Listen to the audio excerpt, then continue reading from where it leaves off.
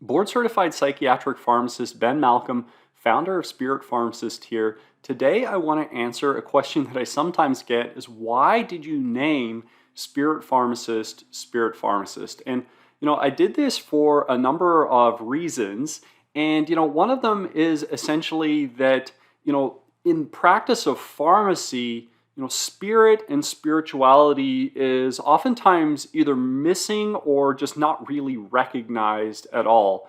It's really common in pharmacy and pharmacy school to understand drugs as having physiological types of effects, antihypertensive, reduce your blood pressure, hypoglycemic type of agents, decrease blood sugar. So yes, many drugs have physiological types of properties or dimensions to them.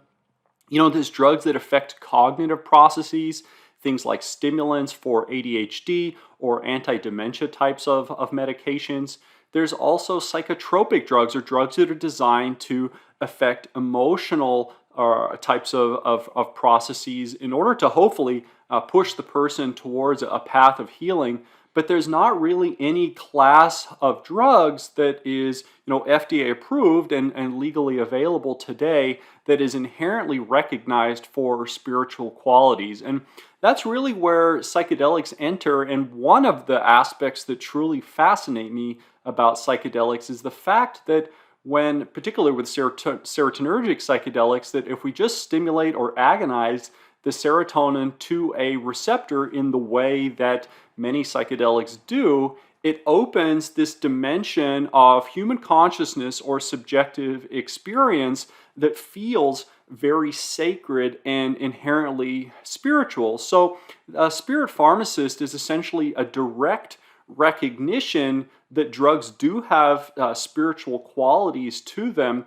And the word spirit or spiritual has a lot of baggage in today's society. To me, at its most foundational level, spiritual or spirit is a sense of connection. It could be a sense of connection with oneself, a sense of connection with others around us, or a sense of connection with the environment or the kind of universe at large, or connection with God, if that is your type of predisposition as far as faith goes.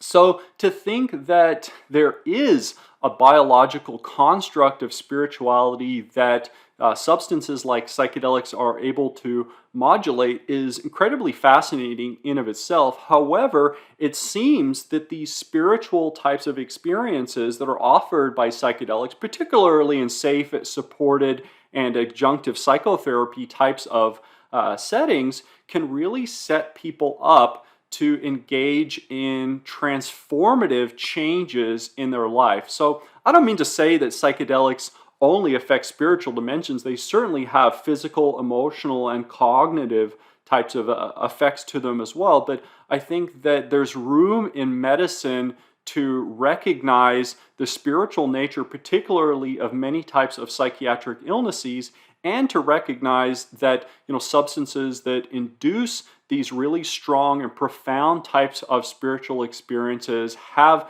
the potential for lots of healing and really to catalyze processes in people's lives that ultimately make them a better person. So I hope that this has been helpful in understanding a little bit more about where I'm coming from with the use of the term spirit in Spirit Pharmacist. And I really hope that spiritual pharmacy becomes a recognized niche in medicine because it is so essential and needed given the level of sickness that our society is experiencing. Go ahead and like, subscribe, follow the Spirit Pharmacist on social media, and I'll catch you next time. Until then, have a great day.